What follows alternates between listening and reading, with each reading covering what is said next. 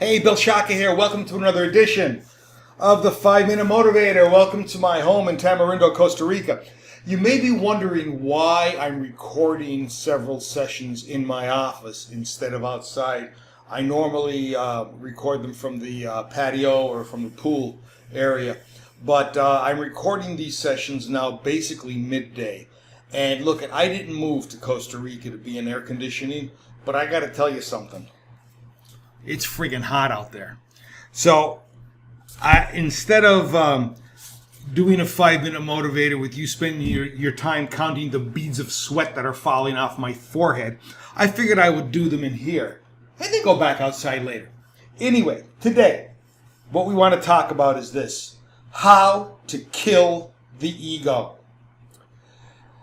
You know, I was listening to a talk by Dyer, God rest his soul, although I don't really think he believed in God. He was a tremendous individual in terms of his ability to communicate great truths. He was a student of Abraham Maslow. Remember the hierarchy of needs? And over his career, Dr. Dyer pinned, I think, in excess of 40 books, and I can't even begin to figure out how many personal development programs he came up with. And he always had these interesting little sayings that would just drive the truth home. And here's one that I liked. I guess when I say this, it'll show that he did believe in some form of God.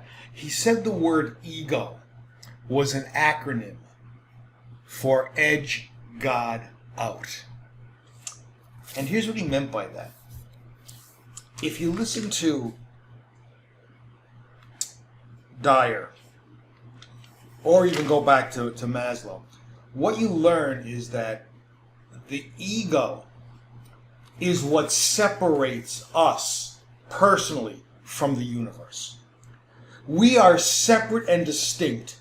We are good, but we are different than everybody and everything else. Now, that difference is what elevates us to godliness, because we're so different and unique. When we begin to subordinate the ego, when we begin to surrender the ego, it doesn't necessarily mean that we lose our level of individuality in terms of the specific contributions that we make to the world. What it means, though, is that we begin to understand that we have much more similarities than differences. People have much more similarities than differences. As a matter of fact, all living things have much more similarities than differences, because ultimately, all living things are energy. If I take a microscope and drill down on any particular life form, you're going to go from cells to smaller units like molecules, and smaller units of atoms, and then smaller units within the atoms. And eventually, this matter, this thing that we are, will make the jump from matter to energy. And that's the way it is with everything. You could take a hand, you could take my desk, which was wood, organic.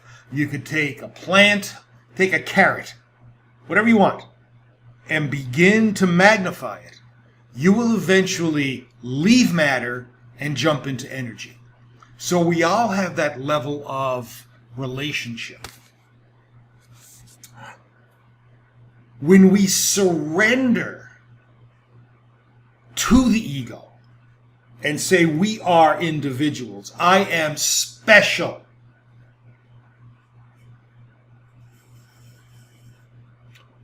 then what we do is we create a barrier between us and the universe. However, when we allow the ego to surrender to us, it shows that the ego is a paper tiger. Really doesn't mean that much outside of the psychological constructs of ego. All right, so I might be getting a little deep here. I might be bridging metaphysics and psychology with this episode, but here's what I'd like you to think about, and here's the takeaway.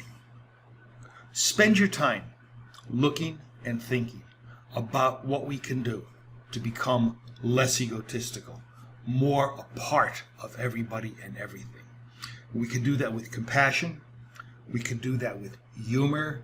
We can do that with forgiveness. And we can do that with gratitude. Folks, if we put those into practice, what we are going to find is that the ego doesn't exist. Bill Shaka, thanking you for your time. Looking forward to seeing you in another edition of the 5 Minute Motivator. Hey, please like, share, comment. Please join the memberships. See ya.